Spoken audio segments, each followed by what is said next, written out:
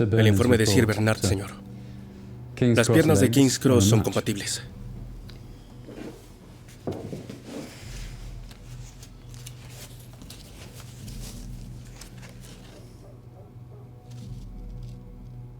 Estaba embarazada. 4 o 5 meses. Quizá por eso la mataron.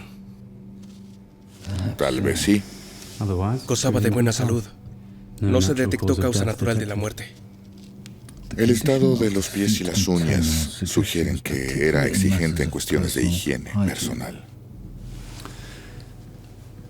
Pensé que podría haber sido bailarina, señor. ¿Alguna vez ha visto los pies de una bailarina, sargento? No. No son bonitos. ¿Cuándo ha visto los pies de una bailarina, señor?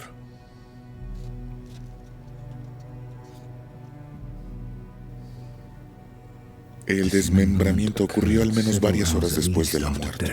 A la prensa le encantará esto. Donaldson tenía razón.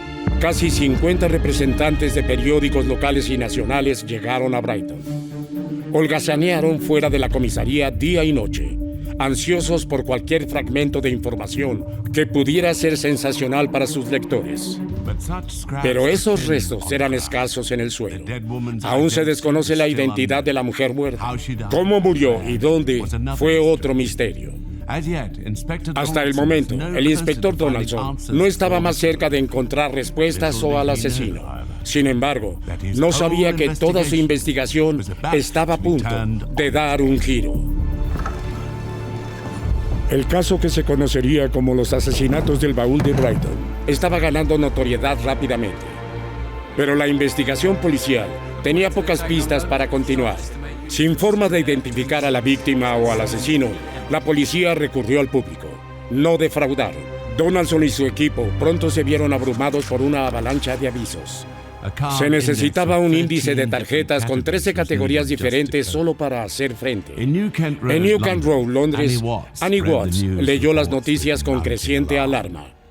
No había visto a su hija Violet, de 42 años, en 3 años, y temía lo peor. Su caso era uno entre miles.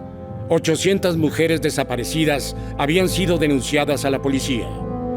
Donaldson y su equipo tuvieron que revisar a todos, pero entre los 70 que no fueron encontrados estaba la hija de la señora Watt, nacida en 1891. Violet era una artista de music hall, pero cantar y bailar en lugares baratos por centavos era una forma difícil de ganarse la vida. A menudo dependía de la prostitución para sobrevivir. Violet Saunders pertenecía a una familia de 9. Con el tiempo se convirtió en parte de un dúo de baile. Ella no tocaba exactamente el Palladium, era algo más como el hipódromo Balham. Su sociedad se corrompió en 1927. Ella se unió a otro hombre bajo el título de Cale Kay. Eso duró hasta principios de los años 30, pero luego se separaron. En parte creo que porque ella se había aficionado un poco al alcohol y tal vez también estaba experimentando con drogas.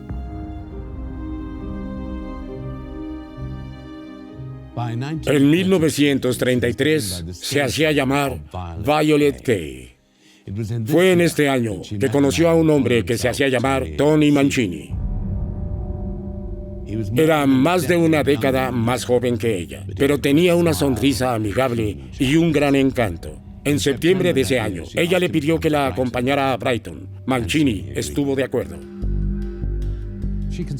Concibió una pasión por Mancini y quería que él se alejara de la violencia de Londres y se mudara a Brighton. Y durante algunos meses, Mancini vivió de sus ganancias. Tenían un apartamento en el sótano de Park Crescent y cuando los clientes llamaban, Mancini se iba y luego volvía más tarde y recogía el dinero de Violet, que estaba feliz de dárselo, pero también estaba increíblemente celosa. Violet era demasiado mayor para ser la mujer muerta encontrada en las estaciones del tren, pero la policía no estaba en condiciones de descartar una pista. Habían pasado semanas y no estaban más cerca de encontrar al asesino. Cuando les llegó la noticia de que habían visto a Mancini deshacerse de ropa de mujer, el inspector Donaldson decidió traerlo.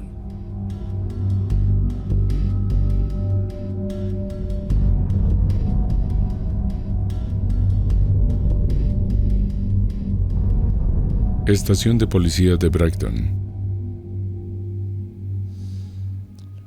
Mancini. Es un nombre italiano, ¿no? Sí, señor, lo es. No escucho mucho acento. ¿Dónde nació usted, señor Mancini? Londres. Soy un chico de Londres. Todos me conocen ahí. El sargento Sorel y yo somos de la Policía Metropolitana. Te conoceríamos. ¿No son de Brighton? Scotland Yard. Debería haber sabido que enviarían a los profesionales por mí.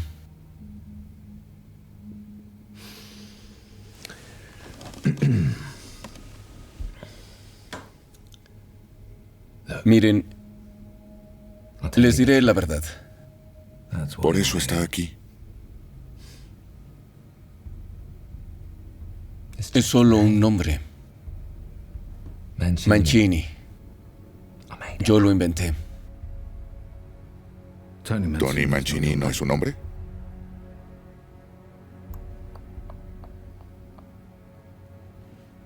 Cecil England. Louis. Cecil Louis England. ¿Lo entienden todo? Cecil Louis England. Debería notarlo también, detective. ¿Por qué Mancini? Un hombre puede llamarse como quiera, ¿o no? Eso depende de la razón. Nunca me gustó Cecil.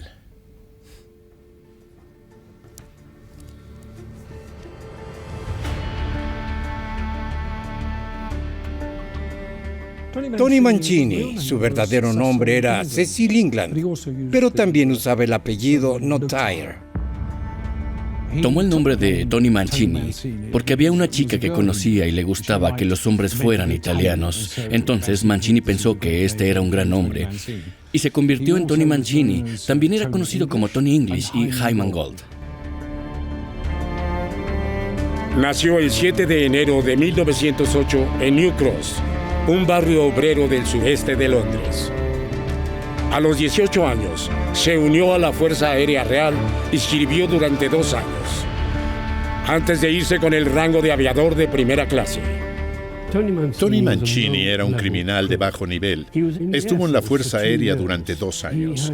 O había desertado, o lo habían invitado a dejar el servicio. Había boxeado un poco en una feria, pero en general no hacía muchas cosas. Con solo 20 años, regresó a Londres. Allí encontró trabajo ocasional como barman en Knightsbridge o vendedor ambulante en el West End, pero siempre tuvo poco dinero. En 1930 fue condenado por robo. Fue declarado culpable de robar plata y luego de merodear con la intención de cometer un delito grave. Y finalmente de robar una vivienda por la que recibió una condena de 6 meses. Había tenido 3 meses por el vagabundeo. Fue liberado alrededor de 1932 y se dirigió al extremo oeste. Tras su liberación, empezó a trabajar en un club cerca de Leicester Square, en el corazón de Londres. Le dijo a sus compañeros de trabajo que se llamaba Tony Mancini. Fue en este club donde conoció a Violet Gay. ¿Conoce a una mujer llamada Violet Gay? Pregunta si la conocí. Sí. La conocí, señor. Lo hice. Ella era mi esposa hasta que se fue. ¿A dónde fue? Llegué a casa del trabajo y encontré esa carta diciendo que se va con otro tipo, alguien que pueda mantenerla mejor. ¿Cómo se llamaba? No lo vi venir. Ella me dejó. Usted sabía que solía jugar para los Rangers de Kings Park. ¿Cuál era el nombre de su nueva pareja? Bueno, ella no lo dijo. Por lo que he oído desde entonces, fue un anciano. Tenía la oficina de un corredor de apuestas en Gloucester Road. ¿Cuándo sucedió esto? Mayo. ¿Cuándo en mayo? Bueno, he estado en Skylark alrededor de una semana, así que el 14, algo así. Sí, llegué a casa del trabajo y ella no estaba. Señor Mancini, England. Cecil Louis. señor England, ¿puede decirnos dónde se encontraba el miércoles 6 de junio de este año? Era el día del derby. Sí, lo recuerdo. El joven Windsor. Tenía una buena apuesta por él. El 6 de junio. ¿Dónde estaba? Trabajo. Sí, todo el día. ¿Hasta qué hora? Las 9:30. Cerramos bastante tarde. ¿Y el 7? Lo mismo. Trabajo todos los días. Puede preguntar, todos me conocen ahí.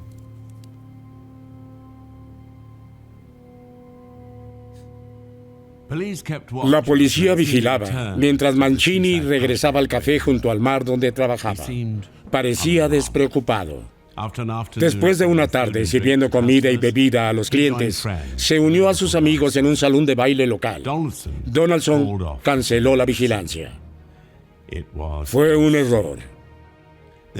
A la mañana siguiente, no se pudo encontrar al sospechoso en su alojamiento en la calle Kent, ni en ningún otro lugar de Brighton.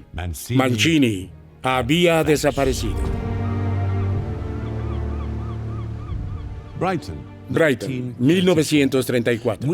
Habían pasado semanas desde el primer descubrimiento de las partes del cuerpo en el baúl.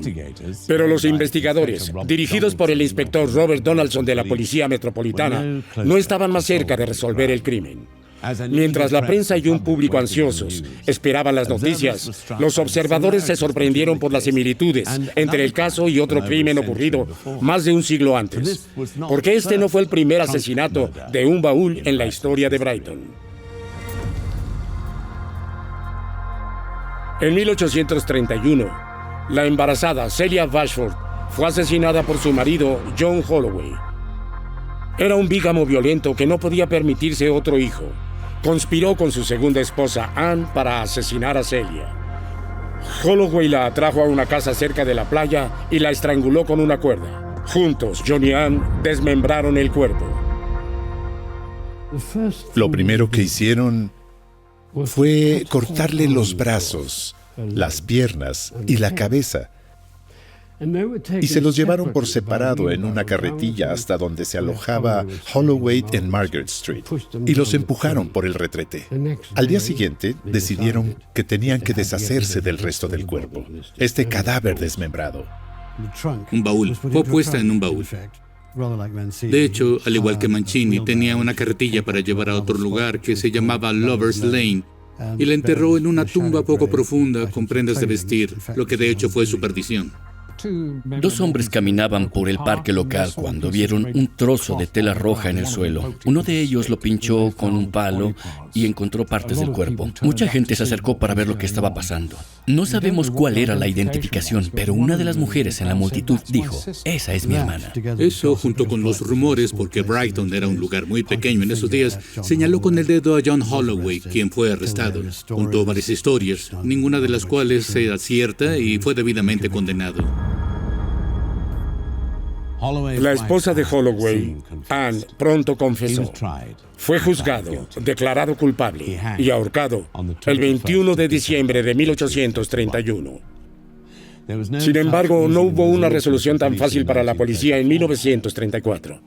Había pasado casi un mes desde el inicio de la investigación, pero la víctima encontrada en el equipaje seguía sin nombre, al igual que su asesino.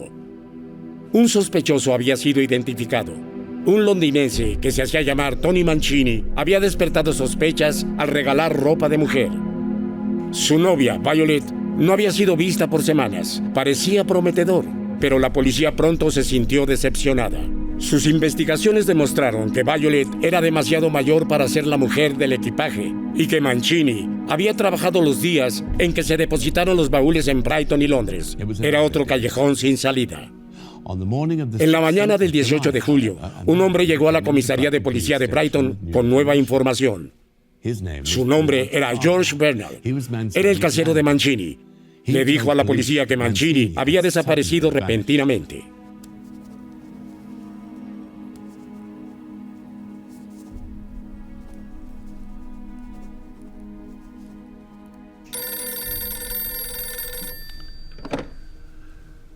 Habla Donaldson.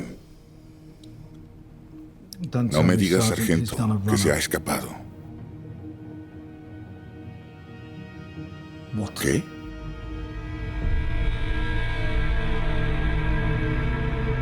Donaldson pronto se enteró de que Mancini tenía motivos para desaparecer. Había dejado atrás muchas de sus pertenencias, y entre ellas había un gran baúl negro. Calle Kemp. Señor Mancini.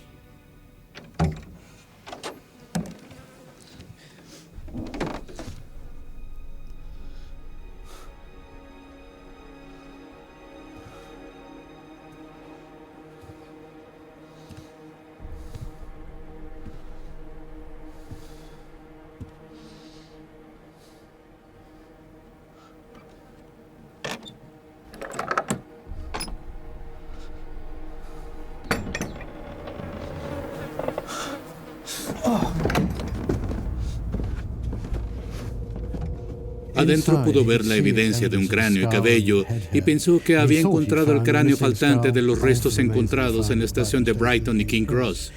Pero miró un poco más profundamente en la situación y se dio cuenta de que, por supuesto, era un cuerpo entero. Las bolas de naftalina que había puesto alrededor del cadáver no surtieron efecto.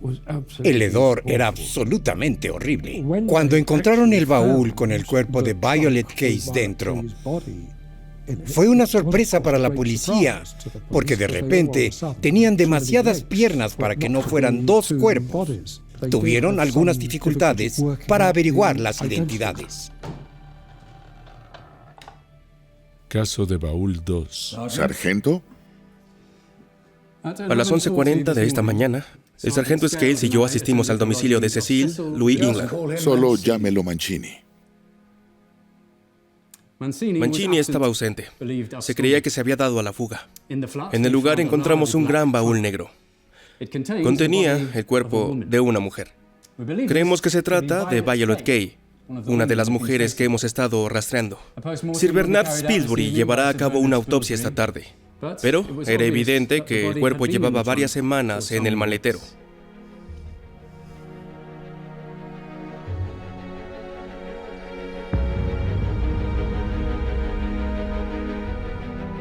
A las 5 de la tarde de esa noche, Sir Bernard Spilsbury examinó el cuerpo de Violet Kay en el depósito de cadáveres de Brighton. El cuerpo aún vestido estaba húmedo por la descomposición, verde, rojo y marrón podrido. Llevaba semanas en el baúl.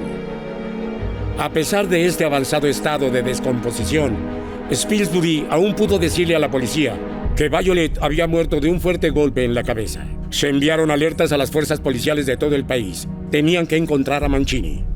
Spilsbury encontró que el cuerpo de Violet en realidad no estaba muy descompuesto después de todas esas semanas. Pudo detectar una fractura hundida sobre su oreja derecha, que pensó que era la causa principal de la muerte. Un golpe en la cabeza había desprendido un pequeño trozo de cráneo. Ahora, cuando se encontró el cuerpo de Violet, había un martillo y algo de carbón. Esto muy posiblemente podría haber causado la herida.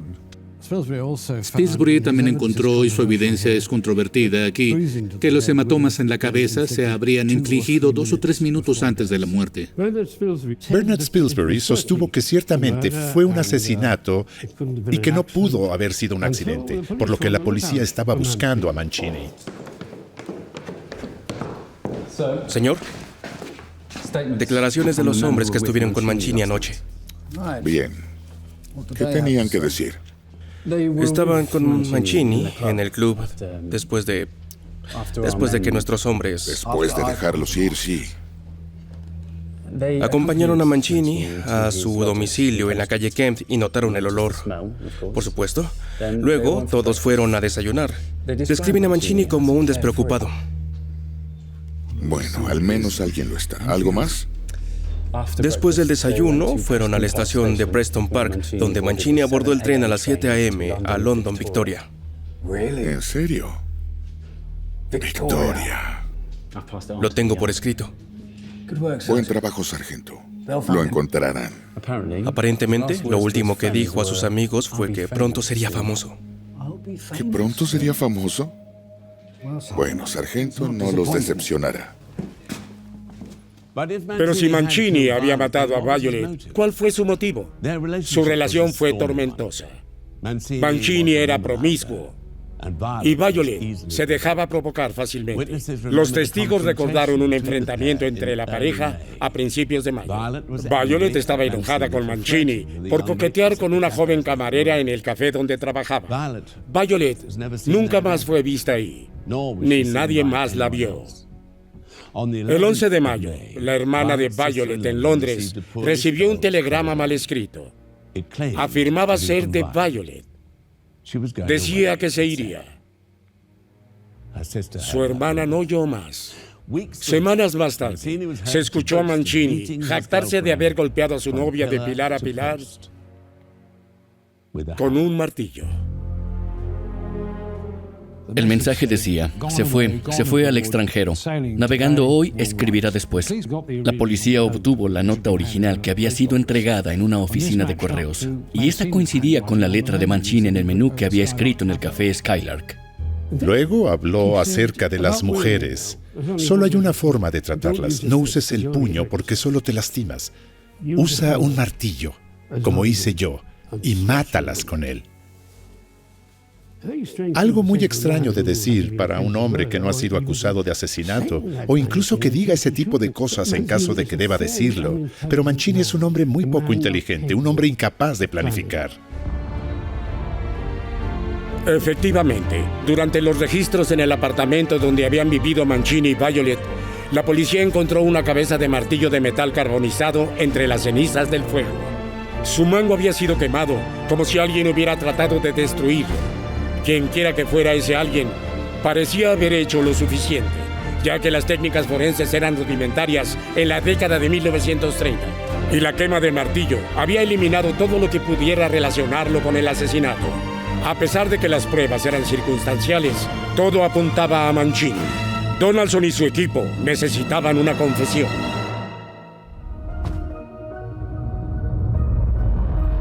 Brighton. Cuando dejó su casa en Brighton, Tony Mancini había huido a Londres, dejando atrás la mayoría de sus pertenencias, incluido un gran baúl negro que contenía el cuerpo podrido de su novia, Violet Kay. La policía trabajaba día y noche para encontrarlo, y a primera hora del 17, Donaldson recibió la noticia que estaba esperando. Mancini había sido encontrado y arrestado. Había disfrutado de sus 2 días de libertad. Había ido a beber con amigos e incluso se tomó el tiempo de seducir a una chica de 17 años. Sin embargo, Mancini enfrentó un encuentro mucho menos placentero.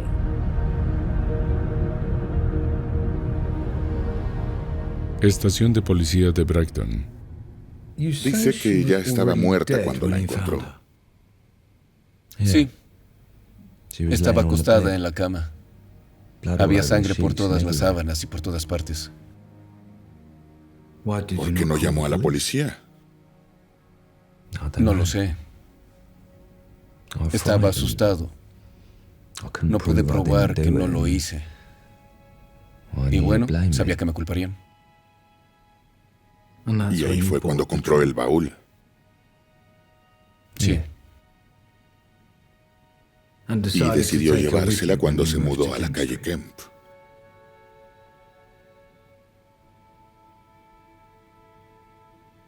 ¿No tiene idea de quién pudo matarla? Con Dios como mi testigo. No lo sé.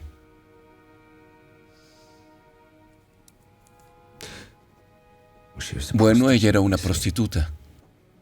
Siempre había hombres subiendo a la casa a todas horas. Puede preguntarle a mi casero, él le dirá. ¿Está sugiriendo que uno de estos hombres, sus clientes, la mató? Bueno, le sorprende, ¿no? Todo lo que sé es que soy inocente. Excepto el hecho de que me quedé con el cuerpo. Admito eso. Debería haber ido a la policía. Pero eso es todo. Yo no la maté.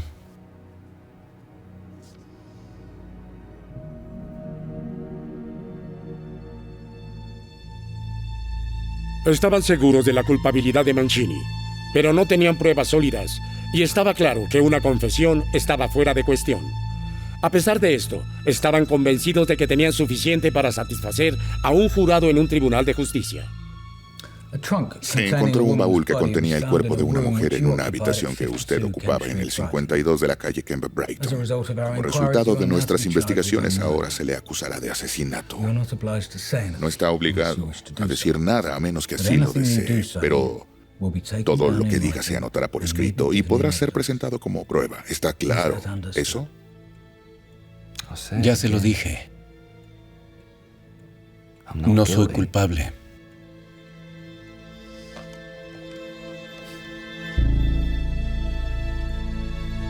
Brighton.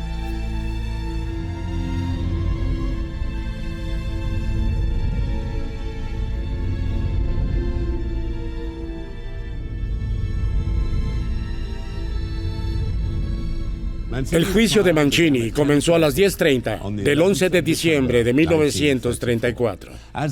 Como siempre ocurre con casos tan notorios, una gran multitud se había reunido fuera del juzgado. Se requirió una boleta para distribuir los boletos para la galería pública.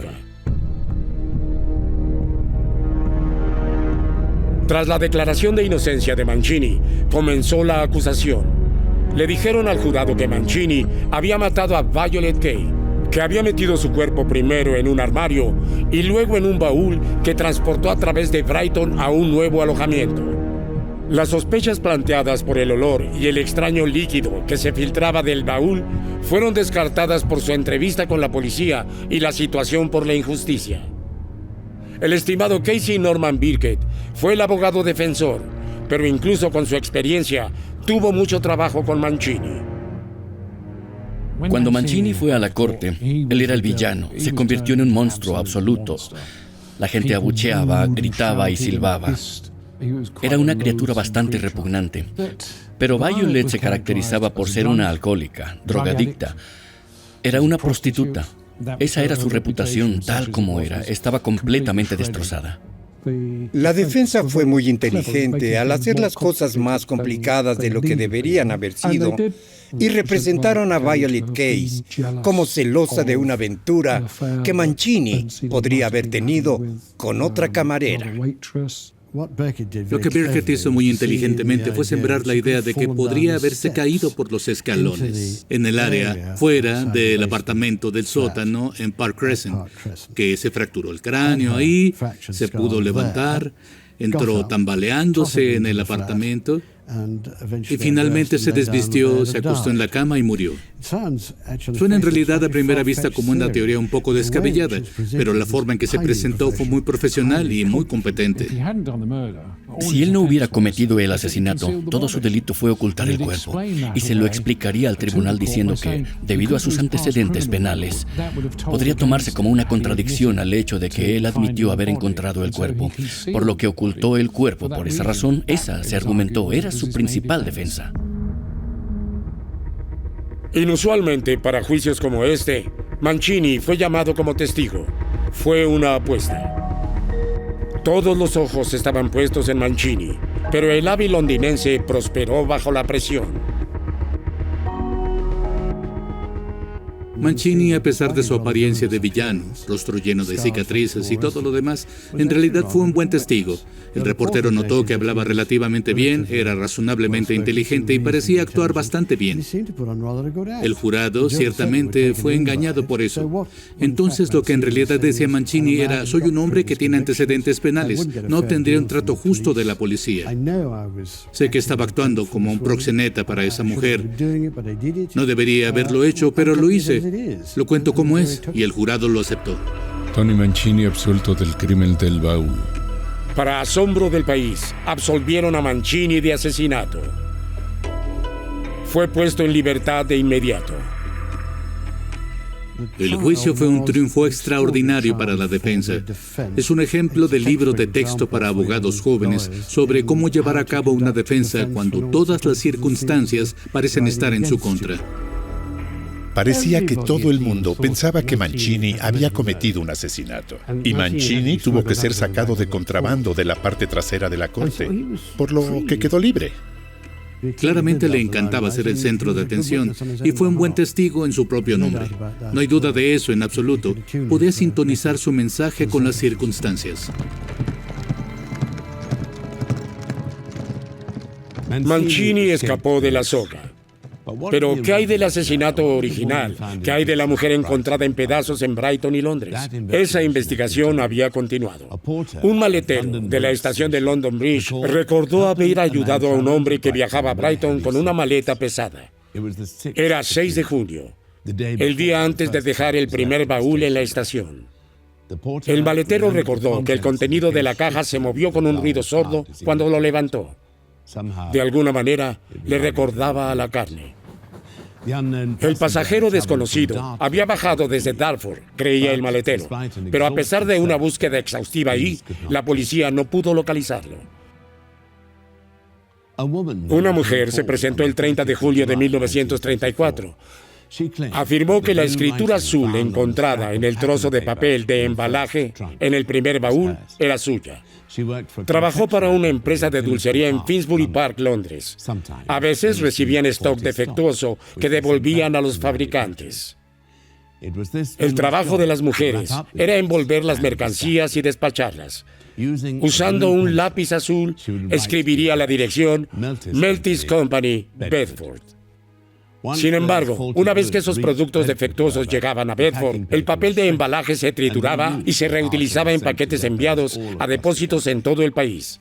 Una vez más, el rastro se enfrió. Nunca se encontró al asesino de la joven, encontrada en pedazos en Brighton y King's Cross. Ni se estableció su identidad.